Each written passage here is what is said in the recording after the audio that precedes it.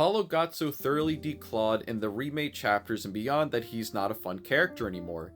When I first got into the comic, he was my favorite character because he had so much personality. Not to say he was a good guy per se, like being so gropey wasn't cool, but characters are allowed to and should have flaws. I hate him now because he's just a pathetic crybaby. There's character arcs and then there's totally blanding someone up.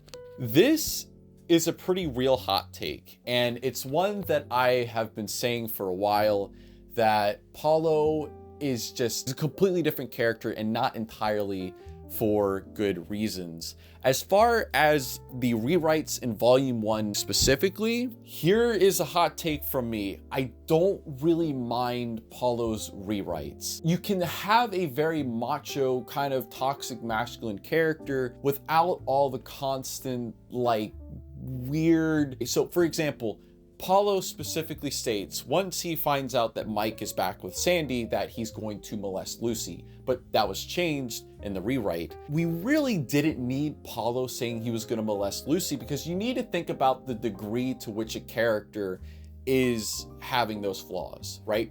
I agree that characters should have flaws, and Paulo still has plenty of flaws in Volume 1 and going forward. In fact, I don't really think Paulo really hits like peak Paulo stride until around Volume 3, but I don't think we really needed the extremes, because you have to think about, if Teshi wanted to take Paulo in the direction that she's taking him now, for him to be so on one extreme to go to like what is basically another extreme, it would have been jarring and a little bit unbelievable. And I know, haha, maybe it still is unbelievable, and to an extent I think it is. I don't necessarily think one of the things wrong with the rewrites is kind of declawing Paulo, because he's still grabbing people, he's still groping women, he still has back and forth where he's like, I'm gonna get with and make out with all these chicks, man, it's gonna be so hot.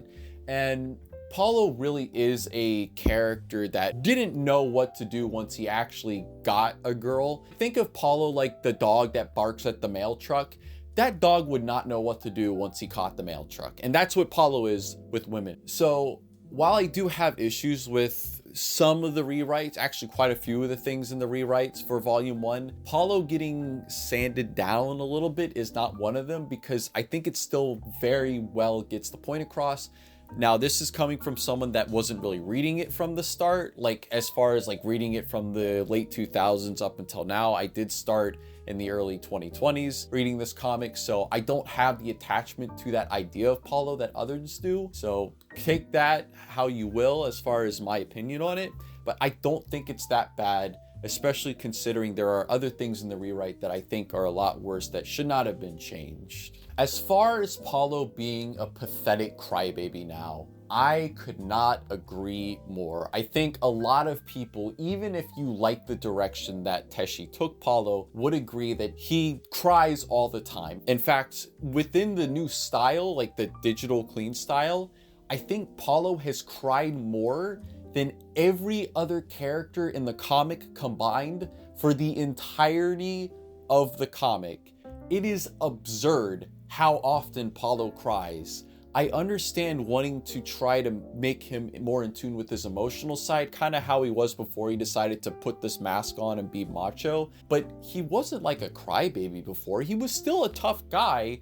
It's just now he's overly emotional. He cries over everything. It kind of takes the punch out of the dramatic moments when he does cry, because it's like, great, of course Paulo's crying again. He cries over everything. Now, I'm not saying the things that he's crying over aren't like heavily emotional things, but it just seems so much when you consider that other characters are going through like a lot of their own shit. Like Matt cries, right? But it's like in a moment of weakness and he's like really breaking down, and it's like a really severe, serious thing that he's gonna have to deal with for his entire life. And then you have Paulo just tearing up over everything. It's like, come on. I think peak Paulo was probably like around Volume 3, Volume 4, where he had gotten out of his super gropey phase, but he wasn't crying over everything. I will make another hot take right here. Paulo didn't start becoming a crybaby until he turned bisexual, or at least he discovered his bisexuality in Boy Toy. Once Paulo discovered his bisexuality, the gloves were off. That is when Paulo becomes hyper emotional over everything. And it almost feels like a negative stereotype, because the stereotype about LGBT people is that they're crybabies and they whine over everything and they're constantly playing the victim. And when you take a character that was never like that, really, and then you turn him into that after he starts liking guys or discovers that he might be into guys, it's not a good look, and I don't think that was Teshi's intention. This has nothing to do with making the comic more dramatic, because if everyone just cries all the time, it's not dramatic anymore. It's like the boy who cried wolf. I think that Boy Toy set Paulo down a trajectory that kind of just ruined his character. Now, him liking guys does not ruin his character. That's fine, but you don't have to emasculate the guy to get him there. You can have someone be stoic and still be emotional and be in tune with those things and handle them properly. I know people will make the argument he's a teenage boy, he's going through puberty, but I don't really remember crying all the time like Paulo does. Like, I can remember being frustrated, I can remember being upset or disappointed or let down. I can't think of a single friend that I had in high school that cried or was as nearly emotional as Paulo. Like, someone's got to be slipping this boy estrogen pills, because fuck. Like, even some of the art Teshi draws of Paulo is like, it's kind of a feminine pose, or you're giving him feminine proportions. And this is something that is an issue with a few of the other male characters. Like, if you take a look at Mike from Volume 1 versus like where he is now, it doesn't even look like the same character. He looks like a girl now. That's like out of scope for what we're talking about. I just went off on a complete tangent. To bring it back to Paulo, yeah, he kind of just sucks now. And whenever I write Paulo in a fan fiction, it's always through the mindset of like Volume 3 or 4 Paulo, where he is still strong and stoic, but he can still be emotional and vulnerable without going just completely overboard and just, you know, being a shitty, annoying crybaby that I don't know why anybody would want to have anything with. Many of the characters should not be friends anymore. Too much has happened between them for that.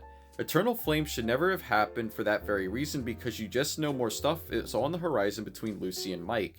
Paulo and Daisy have been way too nice to Lucy, considering all the things she's done to them, like her buddying up to Augustus. By extension, it feels like the plot threads just sort of spin their wheels and don't go anywhere because nothing ever really changes, besides Paulo and Abby becoming friends and all the new characters. That's especially bad, considering the comic only updates thrice a week and Webtoon Comics general update an entire chapter weekly, lengthy chapters in some cases too. Another multi-layered hot take. So the cast shouldn't be friends anymore. Look, fights happen in friendships. That just is a way of life, it's a part of life. Even the best of friends are going to have major disagreements and blowouts. It doesn't necessarily mean they shouldn't be friends. You have to remember, whenever we're reading BCB, we're only really seeing the most dramatic parts of their lives, so it's easy to forget that there's probably a lot of time where things are normal and they're fine between everyone. It's something you just got to keep in mind when you're reading it. The only two characters that I would ever be like, I don't know why these two are friends, are Lucy and Daisy. At the very least, Daisy has constantly been jealous of Lucy and all the attention she gets. Lucy and Daisy never really spend time together. They don't really hang out. There was like New Beginnings, but that was just Daisy explaining the whole backstory between her and Abby getting together. And then you have Rain Check, where Lucy just goes to Burgertron with Daisy, but that's only to get Daisy and Paulo together. So as far as like the main cast is concerned, yeah, I don't really see why Daisy and Lucy are friends, and I feel like the only reason they are is by the proxy of Paulo and Mike being friends with Lucy and also being friends with her. If it wasn't for those two, they probably have nothing to do with each other. As far as this being the reason why Eternal Flame should have never happened, I don't really know what you mean by that. Do you mean by Lucy and Mike shouldn't have been talking to each other? As far as Daisy and Paulo not being friends with Lucy because she's hanging out with Augustus, I guess that does make sense. And more on that, as far as characters that shouldn't be friends, I don't know why Sue is so desperate for Lucy's attention. She constantly is going out of her way for Lucy, and Lucy never appreciates it. And yet Sue still stands there and goes to bat for Lucy. For what? Lucy just does not care about Sue. This is a question we should be asking about all these characters. Why are any of them friends? I can see Paulo and Mike being friends. They play video games together. And David and Paulo are friends because they go do stuff together. Mike and Lucy were good friends once because they did stuff together all the time. They got ice cream. They played video games. They just generally were together, hanging out, going to go see a movie. And I know that Paulo and Daisy and David also went to go see movies together. Bar a reason, I guess, that Paulo and Daisy should remain friends. But it seems like it's a case of people are friends simply because their friends are friends with these other people, and it's just a bunch of proxies going on. Now, a common thing I hear people say is that BCB feels like it's spinning its wheels in the mud, and I have also said this, but I think we are looking at this from the perspective of the people that are reading this comic as it updates. You have to keep in mind, only 2.5 years have passed in BCB since like 2006. It's been 19 years since the comic has started, so of course it feels like things are taking forever. It's going very, very slow. And if Teshi is to be believed, the next 4 real years are going to be like a couple of weeks in the universe of the comic. So it's really gonna feel like it's spinning its wheels in the mud. But if you read it from the start up till now, if you go ahead and reread it, it won't necessarily feel like that. There are some things like with the Sandy and Mike and Lucy triangle, or even with Paulo and Abby, that might feel a little bit wheel spinny, but it isn't nearly as bad when you get to intake all that information at the same time. It's easy to feel like nothing's happening when you are waiting for the comic to update once every other day, but I don't think it is as bad as you think. And once the comic ends, even though Teshi says she could just keep going after it ends, then I think people are going to be like, oh, okay, I get the vision now. And it's still going to be a little messy. BCB is messy. It's not a mess. It is messy. But taken as a whole, BCB doesn't generally feel like it's spinning its wheels in the mud. It's a little bit smoother when you lay it all out.